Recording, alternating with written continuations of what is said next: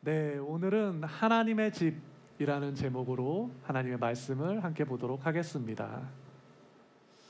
얼마 전에 제가 서류를 좀 발급받을 일이 있어서 학교에 갔었어요. 그런데 학교에 갔는데 그 학교 사무실에 이렇게 학교 조직도가 걸려 있었습니다. 어느 조직이나 그 조직에 맞는 질서가 있죠. 그리고 그 조직의 질서를 가장 잘 보여주는 것이 뭐냐면 그것이 바로 조직도일 거예요.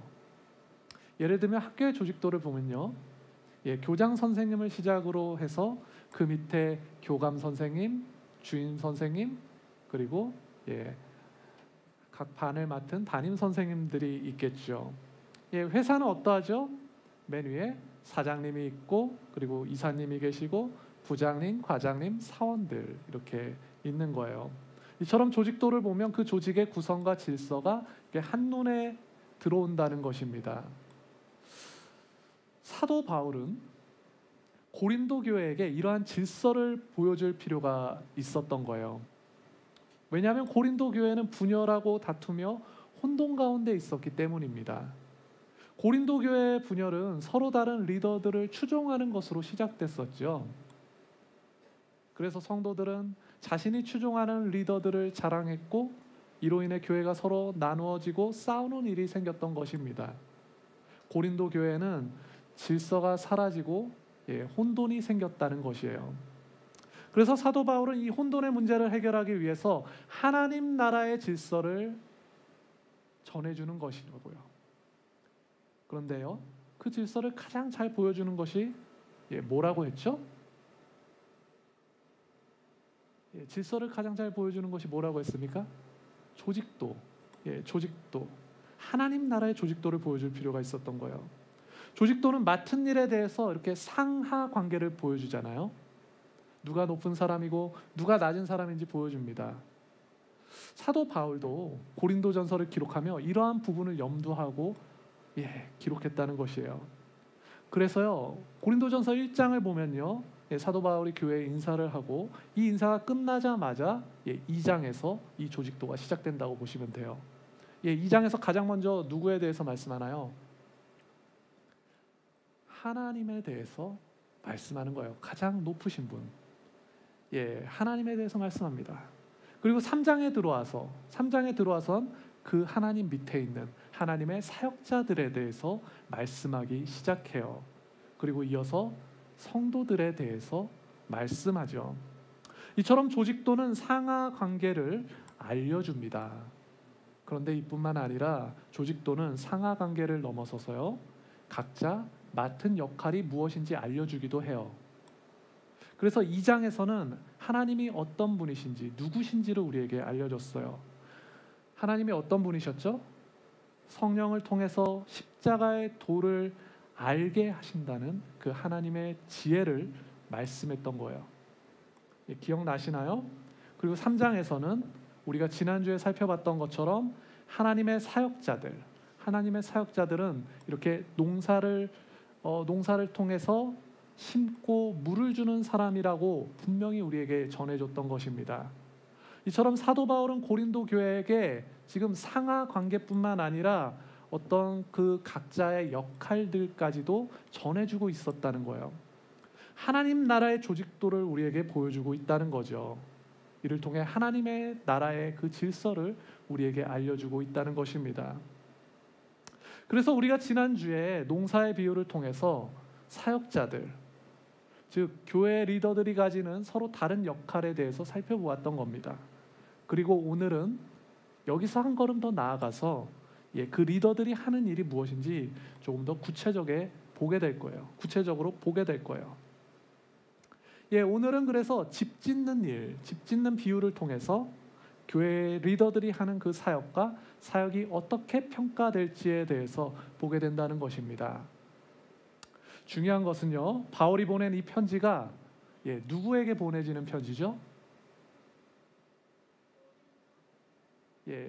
고린도 교회 성도들에게 보내지는 편지입니다. 단순히 지금 리더들에 대해서 얘기한다고 해서 리더들에게 보내지는 편지는 아니라는 거예요. 모든 성도들이, 고린도 교회 온 성도들이 이 리더에 대한 역할을 이해할 필요가 있으므로, 그리고 하나님에 대한 그 하나님에 대해서 이해할 필요가 있으므로 이 편지가 지금 고린도 교회 모든 성도들에게 보내지고 있다는 거예요. 그래서 지극히 높으신 하나님이 누구시고 그 밑에 일하는 리더가 누구인지 하나님 나라의 조직도를 우리에게 보여주고 있다는 것입니다. 그래서 고린도 교회 성도들은 성도들 자신들의 이야기를 듣기 이전에 하나님의 이야기와 리더들의 이야기를 듣게 되는 거죠. 이 말은 사도 바울이 체계적으로 하나님 나라의 질서를 우리에게 전해주고 있다는 것이에요. 사랑하는 여러분, 하나님께서 우리 성도들에게 하나님 나라의 질서를 주셨다는 것입니다. 그리고 그 질서를 우리가 알길 원하세요. 하나님 나라의 질서를 우리가 알길 원하신다고요. 그러니 우리 성도들도 하나님 나라의 질서를 바르게 이해해야 할 줄로 믿습니다. 아멘.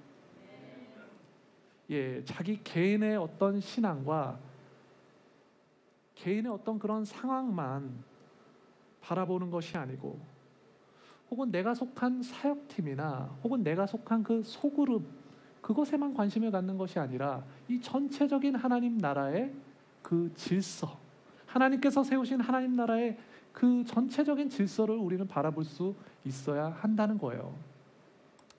그래서 우리가 교회를 이해할 때 그저 나에게 편한 방식으로만 이해하는 것이 아니고, 혹은 그럴싸한 어떤 특별한 방법으로만 이해하는 것이 아니라, 우리 성도들은 지극히 높으신 그 하나님과 그 아래에 세운 리더들을 바라보면서 하나님의 교회가 무엇인지 이해할 수 있어야 한다는 것입니다.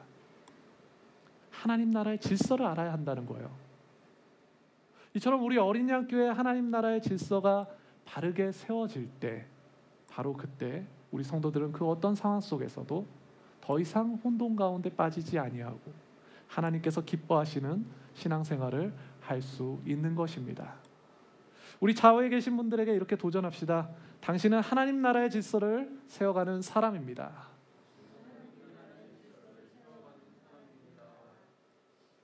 예, 그렇습니다. 이 땅에 정말 수많은 교회들이 있지만, 예, 우리 어린이 교회 성도님들이 그 누구보다 하나님 나라의 질서를 바르게 세워갈 줄로 믿습니다. 예, 자, 이처럼 하나님 나라의 질서를 세워가는 것이 중요해요. 성경은 바로 이것을 말씀하고 있습니다. 그렇다면 오늘 우리가 함께 읽은 본문은 이 하나님 나라의 질서를 세워가는 것을 어떤 비유로 말씀하고 있다고 했죠? 어떤 비유? 오늘 본문 집 짓는 비유예요. 집 짓는 거, 집 짓는 일로, 집 짓는 비유로 나타내고 있어요. 하나님 나라의 질서를 말이죠. 오늘 본문에서 사도 바울은 집을 세워가는 비유로 하나님의 나라의 질서를 우리에게 전해주고 있다고요. 자, 그러면 여러분들이 집을 짓게 된다면 여러분들은 어떠한 집을 짓고 싶으신가요? 아기돼지 삼형제, 아기돼지 삼형제 아세요? 예, 아기돼지 삼형제라는 우화가 있습니다. 예, 정말 오랜만에 들어보죠. 매우 유명한 우화인데, 아기돼지 삼형제가 예, 이제 다 커서 엄마 돼지로부터 독립을 했어요. 그래서 나가서 각자 예, 살게 되는 거예요. 첫째 돼지는 집더미로 된 집을 짓고 살게 되고요. 둘째 돼지는 뭘로 집을 짓죠? 예, 나무로 집을 짓습니다. 셋째 돼지는 뭐죠? 예, 벽돌로 집을 짓는 거예요. 그렇게 각자 집을 짓고 예, 엄마로부터 독립해서 이 세 마리 돼지가 평화롭게 살아가고 있어요. 그런데 어느 날 늑대가 나타났습니다. 늑대가 나타나서 이 돼지들을 노리는 거예요. 그래서 첫 번째 돼지, 첫째 형 돼지 집에 도착했어요. 그런데 지푸라기로 집을 지은 그 집으로 첫째 돼지가 숨어서 도망가는 거죠. 그러자 늑대가 어떻게 하죠? 예, 그냥 입김으로 그 지푸라기 집을 다 날려버려요. 예, 이 늑대가 정말 그 호흡이 굉장히 좋았던 예, 그런 늑대 같아요. 예, 그래서 예, 첫째 돼지는 깜짝 놀라서 둘째 집으로 도망가죠. 예, 그러자 늑대는 그 첫째 돼지를 쫓아서 둘째 집에 도착해서 예, 그 나무로 된 집도 휙 날려버립니다. 그래서 이 첫째와 둘째는 어디로 가나요? 이제 벽돌집으로 숨는 거예요. 그래서 이번에도 늑대가 벽돌집에 도착해서 입김으로 세게 이 집을 불어봤어요. 하지만 어떻게 됐나요? 그 집은 날아가지 않아요. 왜냐하면 그 집은 벽돌로 만든 튼튼한 집이었기 때문이에요. 우리는 이 이야기를 통해서 정말 많은 교훈들을 얻을 수 있겠지만 오늘은 우리는 이거 한 가지를 좀 기억했으면 좋겠습니다. 만약 우리가 집을 짓는다면 튼튼하게 지어야 한다는 거예요. 튼튼하게. 어떻게 해요? 튼튼하게. 집이 튼튼해야 여러 가지 외부적인 환경이나 위협으로부터 우리를 보호할 수 있고, 뭐 오늘날 야생동물은 없지만 생명을 지킬 수도 있는 거죠. 오늘 우리가 함께 읽은 본문은 집 짓는 이야기를 하고 있다고 했어요. 건축과 건설에 대한 이야기를 하고 있단 말이에요. 집을 세우는데 우리 하나님의 집이 튼튼하고 견고하게 세워져야 할 것을 우리에게 말씀하고 있다는 거예요.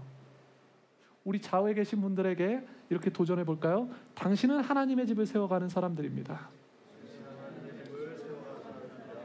하나님의 집을 튼튼하게 세워갑시다. 그렇습니다. 이처럼 하나님의 집은 튼튼하게 세워져야 합니다. 자, 그렇다면 이 집이 튼튼한 집인지 아닌지, 우리가 집을 세웠다면 이 집이 튼튼한 집인지 아닌지 어떻게 알 수 있을까요? 본문 14절에서 15절입니다. 우리 함께 읽어볼까요? 시작. 만일 누구든지 그 위에 세운 공적이 그대로 있으면 상을 받고 누구든지 그 공적이 불타면 해를 받으리니 그러나 자신은 구원을 받되 불 가운데서 받은 것 같으리라. 아멘. 성경은 말씀합니다. 우리는 이 땅에서 하나님의 집을 세우는 사람들이라는 거예요. 그런데 마지막 날에 우리가 세운 하나님의 집은 평가를 받게 된다는 것입니다. 오늘날도 우리가 살아가는 오늘날에도 집을 만약에 정말로 땅을 사서 집을 정말로 새로 짓게 되면 준공검사라는 것을 받게 돼요. 그래서 이 집이 제대로 세워졌는지 확인하게 되죠. 제대로 된 자재를 썼는지 혹은 그 도면대로 틀림없이 건축을 했는지 검사를 하게 되는 것이 준공검사예요. 한번 가정해 봅시다. 제가 새롭게 집을 건축하게 됐어요. 우리 교회에 집을 새로 짓고 싶어 하시는 분들이 많은데요. 제가 집을 새로 건축했다고 한번 가정해 보잔 말이죠. 그래서 방 2개짜리 집을 세우려고 허가를 받고 공사를 이렇게 다 시작했는데 공사를 하다 보니까 방이 3개가 필요한 것 같아요. 그래서 그냥 방을 3개로 늘려서 집을 세운 거예요. 이렇게 되면 어떻게 될까요? 나중에 준공검사를 받을 때 이렇게 되면 어떻게 될까요? 집을 다 지었더라도 방을 다시 2개로 줄여야 합니다. 왜냐하면 그것은 불법 건축물이기 되기 때문에 다시 도면에 맞춰야 하는 거예요. 사랑하는 여러분, 오늘 성경도 이와 같은 이야기를 하고 있다는 거예요. 이처럼 우리가 이 땅에서 세워가는 하나님의 집도 마찬가지라는 겁니다. 하나님의 집은 마지막 날에 평가를 받게 돼요. 그 평가를 우리는 보통 심판이라고 합니다. 마지막 날에, 바로 그 심판의 날에 하나님께서는 이 땅에 세워진 하나님의 집이 잘 지어졌는지 아닌지를 시험하신다는 거예요. 그날에 하나님께서는 이 땅에 세워진 하나님의 집이 하나님 나라의 질서에 맞게 지어졌는지 아닌지를 평가하신다는 겁니다. 사랑하는 여러분, 이러한 심판과 시험과 평가가 무엇을 의미하나요? 성경은 지금 경고하는 거예요. 집 짓는 사람들에게 경고하고 있는 겁니다. 우리는 그 심판의 날에 하나님 앞에 서게 될 거라는 거예요. 심판관 앞에 서게 될 거라는 것이죠. 그래서 오늘 성경은 구체적인 그 심판의 날을 말씀하고 있어요. 그래서 이 말씀은 구약의 말라기를 인용하는 거예요. 말라기 3장 2절을 한번 봅시다. 함께 읽어볼까요? 그가 임하시는 날을 누가 능히 당하며 그가 나타나는 때에 누가 능히 서리요? 그는 금을 연단하는 자의 불과 표백하는 자의 잿물과 같을 것이라. 아멘. 성경은 경고하고 있어요. 이 시대를 살아가는 우리 성도들에게 마지막 날 다가올 하나님 나라의 완성을 바라보고 그날에 있을 하나님의 심판과 그 평가를 두려워하며 하나님의 집을 우리는 세워가야 한다는 거예요. 그냥 세워가는 것이 아니라 하나님의 심판과 평가를 두려워하며 그분을 경외함을 가지고, 그분에 대한 경외함을 가지고 우리는 하나님의 집을 세워가야 한다는 것입니다. 그래서 그날에 우리는 한 인간의 일생을 통해서 세운 우리죠. 바로 우리 교회죠. 우리의 신앙과 우리의 삶이 하나님의 기준에 맞는지 아닌지를 평가받게 될 거예요. 그리고 그 기준에 합당하지 않은 모든 것은 그 심판 앞에 다 불타게 될 것입니다. 불타는 그 모든 것은 아무 의미가 없다는 거죠. 우리가 평생에 걸쳐서 이룬 모든 명성과 그리고 재산과 모든 나의 명성과 그 재산과 영광이 하나님의 기준과 질서 앞에서 평가될 때 그 기준과 질서에서 벗어나는 것은 다 불타서 아무 의미가 없게 된다는 거예요. 그래서 성경은 이렇게 말씀하는 겁니다. 구원을 받되 불 가운데서 받은 것 같으니라. 이것은 두 가지를 의미하는데요. 그 하나님 나라의 질서와 평가 안에 우리가 딱 들어맞는 것, 그래서 벗어나는 것은 다 불타는 것을 말하고 있어요. 그리고 조금 더 이야기 속에서 보자면 이 말은 불 속에서 가까스로 살아남는다라는 그러한 표현을 하고 있는 것이기도 하죠. 오늘 우리의 인생은 하나님의 집으로 잘 세워졌는지 아닌지 바로 그날에, 그 마지막 날에 평가받게 될 것입니다. 부실하게 세우거나 잘못 세운 사람들은 우리가 잘못한 것으로 인해서 가까스로 살아남게 될 거라는 거예요.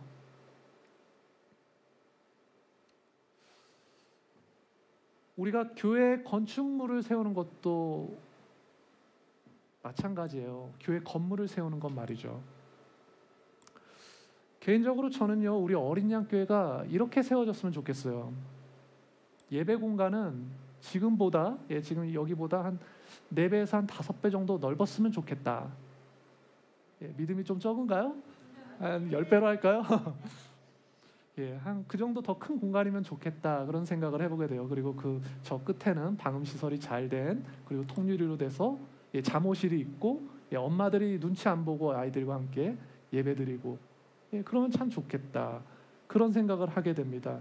그리고 그 옆에 딱 나가면 우리 어린이들 그리고 청소년들 예배드릴 수 있는 공간이 있으면 정말 좋겠다, 그런 생각을 해보게 됩니다.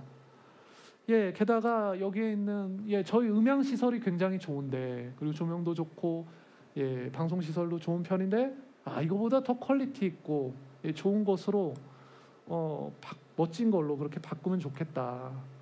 이것도 근데 다 성에 차지 않아서 우리가 종종 차 마시러 밥 먹으러 여기 CJ 가잖아요. 거기 CJ보다 더 좋은 어떠한 카페테리아가 교회에 있으면 얼마나 좋을까. 저는 뭐 그런 생각을 해봅니다. 믿음이 적은가요? 시끄러운 식당도 있고 쉴 수 있는, 오늘처럼 또 시온회대로 있으면 저녁 늦게까지 다들 사역하는데 중간에 이렇게 바디 프렌드 하나씩 놓고 다들 이렇게 중간에 한숨 쉴 수 있는, 제일 좋아하시네. 그런 공간도 있으면 좋겠다. 그런 생각을 해보게 돼요. 이러한 교회 건물이 우리에게 필요하고, 그래서 우리 어린이 양 교회는 분명하게 이러한 교회를 세워가게 될 것입니다. 물론 건물이 교회가 아니라 사람이 교회예요. 사람이 교회입니다. 하지만 사람이 세워지기 위해서는 건물이 필요하고 시스템도 필요하죠. 지금 우리가 주일 예배를 드리기 위해서는 이러한 공간이, 지금 현재 이 공간이 필요하듯이 말이죠. 우리가 부응하면 하나님께서 더 주시지 않겠습니까? 그래서 우리는 분명하게 구체적인 교회 건물과 그 시스템을 갖춰 나갈 거예요. 이것이 교회 리더로서 그리고 운영위원회로서 우리가 계속해서 준비해 가야 되는 일이 마땅하죠. 그런데 제가 드리고 싶은 말씀은, 하지만 그럼에도 불구하고 이것이 아무리 멋진 비전이고 우리가 마땅히 해야 할 일임에도 불구하고, 그럼에도 불구하고 우리가 기억해야 할 것은 뭐냐면, 결국 이 모든 것은 하나님의 그 심판의 불 앞에 서야 한다라는 거예요. 그 불 앞에서 판단되어진다는 것입니다. 만약 이것을 세워가는 과정에서 우리가 잘못 세운 것이 있다면 그 심판의 불 앞에서 다 태워져서 그것을 세운 사람은 가까스로 살아남아 구원을 얻게 될 것이라는 말씀입니다. 사랑하는 여러분, 우리 성도들이 오늘을 살아가는 방식은요, 내일이나 혹은 다음 주, 다음 달, 내년을 살아가는 것이 아니에요. 그런 것이 아니라 우리 성도들이 오늘을 살아가는 것은요, 마지막 날, 심판의 날을 넘어서 영원한 날을 바라보며 살아가야 하는 것입니다. 그날에 우리는 완전한 하나님 나라에 서게 될 거예요. 그분의 위엄과 영광이 가득하고 그분의 존귀와 아름다움이 가득한 영원한 그분의 하나님 나라에 살게 될 것입니다.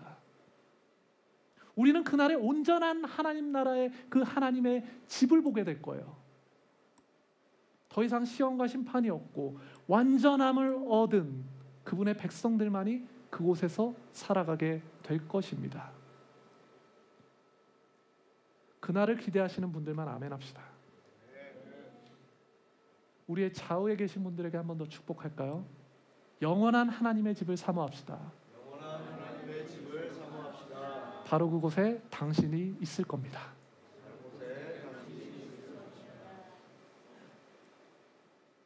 그래서 사도 바울은 교회 리더들과 성도들이 어떻게 하나님의 집을 세워야 할지에 대해서 말씀하는 거예요. 살펴본 것처럼 우리는 이 땅에 하나님의 집을 세워가고 그 집은 마지막 날에 하나님의 집에 적합한지 아닌지 시험을 받게 돼요. 자, 그러면 우리가 세우게 된 하나님의 집이 튼튼하게 세워졌는지 아닌지 우리는 어떻게 알 수 있냔 말이죠. 성경은 이 집을 잘 세운 사람들은 상을 받고 잘못 세운 사람들은 불 가운데서 간신히 살아난다고 했어요. 그래서 앞서 우리는 불 가운데서 간신히 살아나게 될 경우를 좀 살펴본 겁니다. 그러면 이제 우리는 무엇을 봐야 되죠? 하나님의 집을 잘 세워서 상을 받는 것을 봐야겠죠. 자, 그러면 우리 성도들은 어떻게 하나님의 집을 잘 세워서 불시험에도 전혀 해를 입지 아니하고 상을 받을 수 있는 걸까요? 이를 위해서 사도 바울은 그 집을 세울 재료들이 무엇인지 우리에게 알려줘요. 어떠한 재료들로 우리가 하나님의 집을 세워야 할지 알려주고 있다는 거예요. 본문 함께 보죠. 본문 12절에서 13절입니다. 함께 읽어봅시다. 만일 누구든지 금이나 은이나 보석이나 나무나 풀이나 집으로 이 터 위에 세우면 각 사람의 공적이 나타날 터인데 그날의 공적이 밝히리니 이는 불로 나타내고 그 불이 각 사람의 공적이 어떠할 것을 시험할 것임이라. 아멘, 아멘. 성경은 하나님의 집은 어떠한 재료로 세워지게 된다고 하나요? 6가지 재료가 있죠.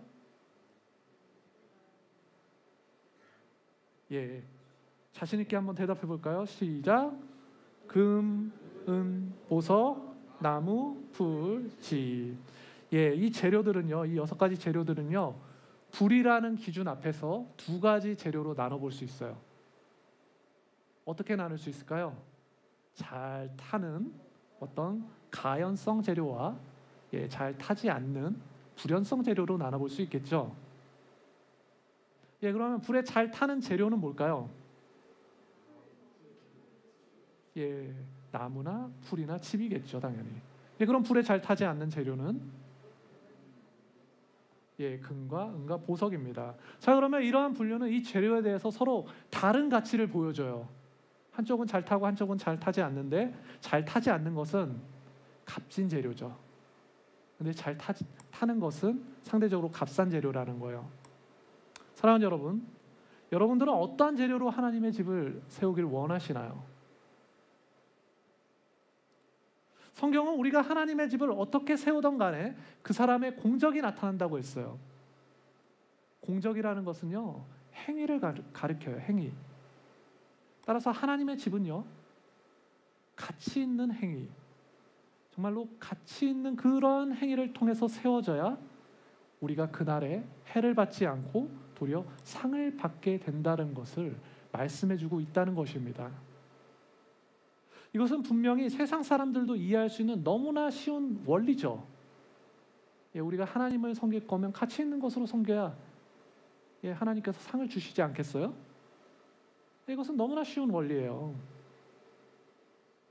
하지만 이것이 오늘날 기독교 안에서 조금 까다로운 문제가 될 수 있습니다. 왜냐하면 이것을 어떤 분들은 행위 구원이나 어떤 공로주의로 이해할 수 있기 때문이에요. 행위 구원이 뭔가요? 공로주의가 뭔가요? 하나님의 은혜가 아닌 나의 노력과 열심히 담긴 어떤 그러한 행위로 구원을 얻을 수 있다는, 우리의 행위로, 우리가 열심히 하는 것으로 구원을 이룰 수 있다는 것을 행위 구원 혹은 공로주의라고 합니다. 하지만 오늘 본문이, 오늘 성경이 우리에게 말씀해 주는 것은 이러한 것이 아니라는 거예요. 오늘 본문이 말씀하고 있는 것은 행위 구원이나 공로주의가 아닌 이유는, 성경은 이를 통해서 지금 무엇을 말씀하고 있냐면 상을 받을 사람들도 구원을 받는다고 했어요. 상을 받을 사람들이 구원을 받는다고 했어요. 해를 받을 사람들도 그런데 구원을 받는다고 하잖아요. 그렇죠? 해를 받는 사람들은 보통 구원을 안 받을 것 같은데 이들도 구원을 받는다고 말씀하기 때문에 이것이 공로주의가 아니라는 거예요. 따라서 하나님의 집을 세울 때 나타나는 그러한 어떤 행위와 공적은 우리가 예수 그리스도의 은혜로 받은 그 구원의 결과가 돼야 되는 것이지 어떤 우리가 구원받는 그 조건이 되는 것이 아니라는 거예요. 그래서 사도 바울은 하나님의 집을 세울 때 그 터를 닦으신 분이 예수 그리스도라고 우리에게 먼저 말씀해주고 있는 것입니다. 오직 예수님을 통해서만 구원을 받고 우리의 공적은 그 이후에 나타나는 결과로서 나타나는 일이 되어야 한다는 거예요. 그러니 우리의 공적과 행위는 뭐죠? 결국엔 심판 앞에서 구원을, 예수 그리스도의 은혜라면 우리는 무조건 구원을 받을 수 있겠으나 그 불심판 앞에서 우리의 잘못된 모든 것이 다 타들어가야 하겠죠. 하지만 그럼에도 불구하고 그 고비를 넘어서 우리는 반드시 그분의 은혜로 구원받게 된다는 것입니다. 하지만 가치 있는 것으로 하나님을 섬기고 하나님의 집을 쌓아 올린 사람은 그 심판대 앞에 해를 입지 않고 구원을 받게 될 거라는 말씀이에요. 본문 10절에서 11절입니다. 함께 읽어봅시다. 내게 주신 하나님의 은혜를 따라 내가 지혜로운 건축자와 같이 터를 닦아두매 다른 이가 그 위에 세우나 그러나 각각 어떻게 그 위에 세울까를 조심할지니라. 이 닦아둔 것은 외에 능히 다른 터를 닦아둘 자가 없으니 이 터는 곧 예수 그리스도라. 아멘. 사랑하는 여러분, 이것이 중요합니다. 우리의 구원은 오직 예수 그리스도로 말미암는다는 거예요. 인간의 공로는 구원을 만들 수 없어요. 인간의 행위는 구원을 만들 수 없습니다. 도리어 잘못된 인간의 공로는 성도들에게 해를 입혀서요, 우리가 마땅히 받아야 할 상을 위태롭게 만든다는 거예요. 그리고 가까스로 구원받는 그 길로 가게 만든다는 것입니다. 우리가 영원한 삶을 바라보는데 그 가까스로 구원받아서야 되겠습니까?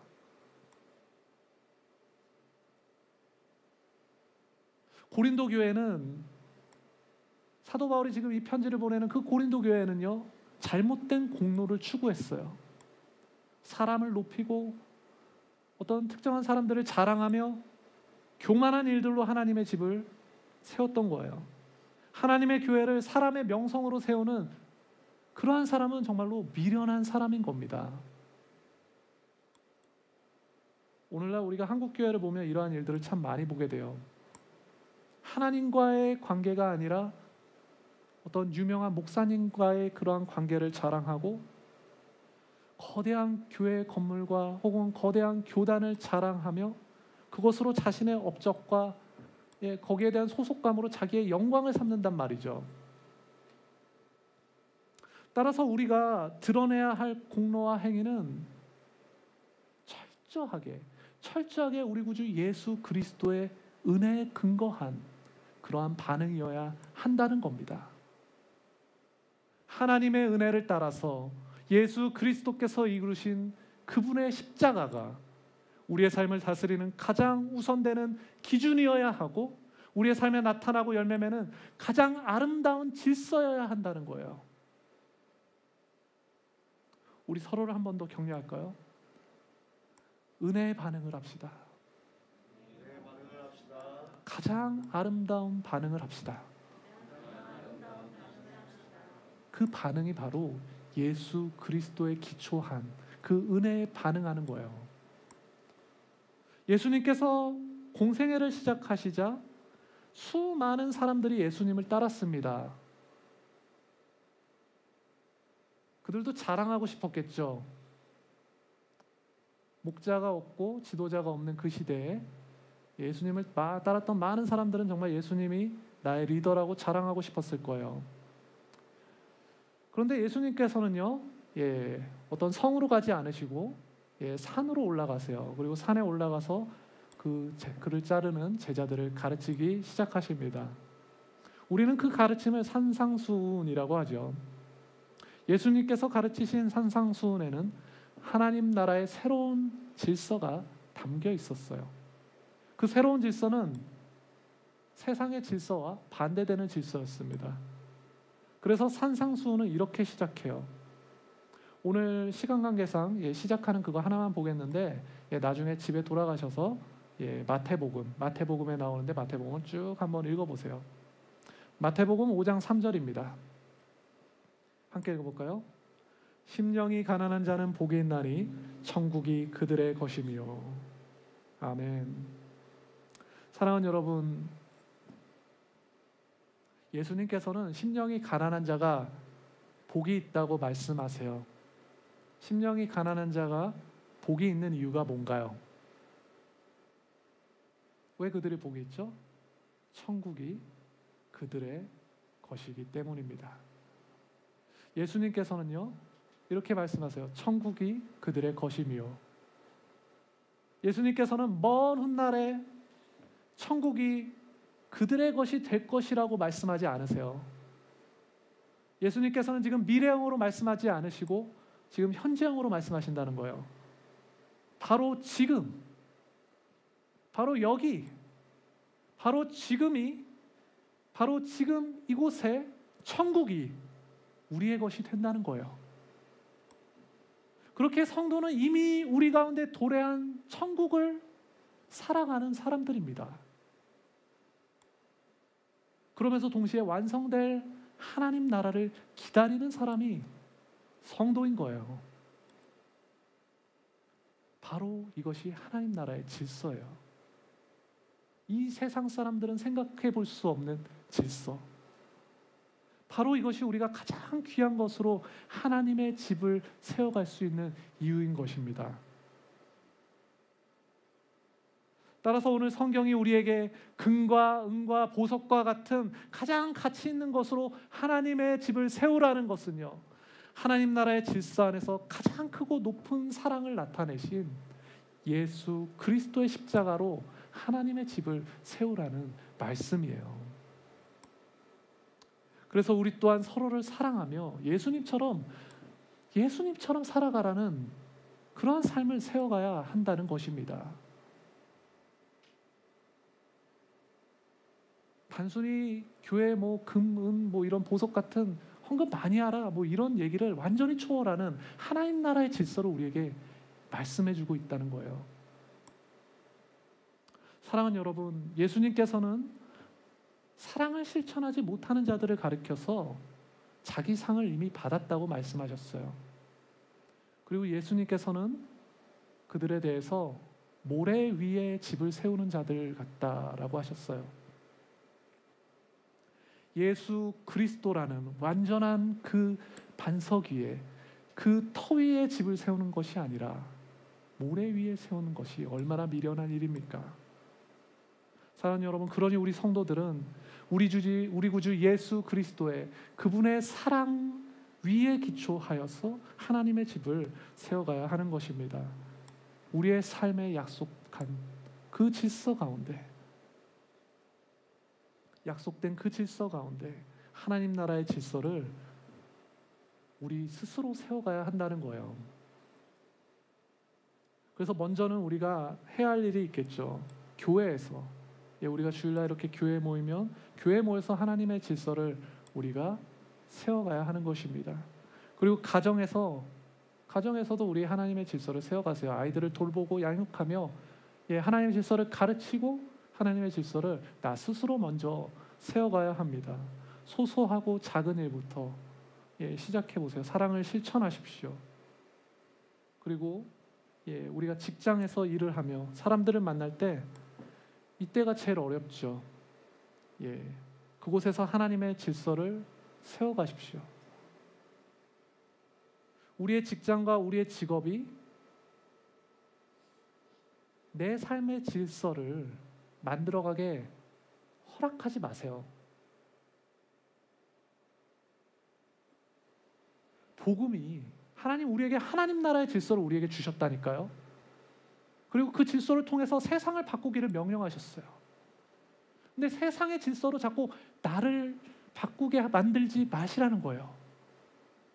하나님 새로운 질서, 하나님 나라의 질서를 우리에게 주셨고 그것이 복음이라고요. 우리는 그것을 믿고 있고, 그러니 우리가 가진 질서로 세상을 바르게 다시 만들어가야 한다는 것입니다. 세상이 아무리 화려하고 아름답게 보여도 세상은 타락했어요. 그 질서는 하나님의 질서를 거스르고 있다고요.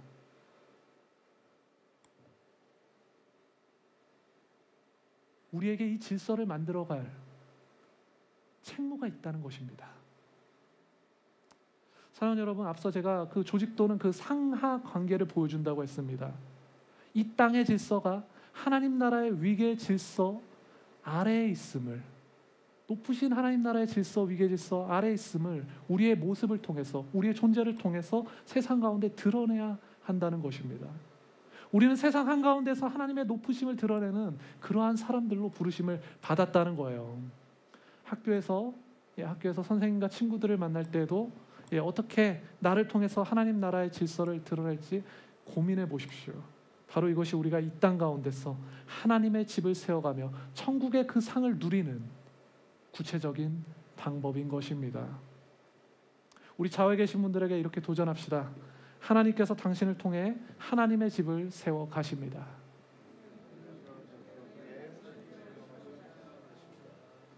우리 성도님들은 우리의 모든 삶에 하나님의 질서를 구하며 우리의 이웃들을 하나님의 집으로 초대하시길 소망합니다. 말씀을 맺겠습니다. 사랑하는 어린이교회 성도 여러분, 하나님께서 우리를 하나님의 집으로 부르셨습니다. 하나님의 집은 예수 그리스도의 큰 구원에 기초하여 세워지는 집이죠. 그리고 그 집은 우리의 가장 가치 있는 것을 들여서 세워지는 집입니다. 그래서 이 집은 그날에 반드시 하나님 앞에 평가받게 될 거예요. 하지만 우리가 기억해야 할 것은 이 집은 건물이나 공간이 아니라 바로 우리 성도들을 가리키고 있다는 것입니다. 교회를 가리키고 있다는 거예요. 그러니 우리 성도님들은 이번 한 주를 살아갈 때에도 우리의 개인주의나 어떤 공로주의를 그런 것에 빠지지 마시고 우리의 가정과 일터와 그리고 학교에서 이 놀라운 하나님의 집에 대한 비전을 소유하셔서 나의 삶을 들여 그 하나님의 집을 아름답게 세워가시길 우리 주님의 이름으로 축원드립니다.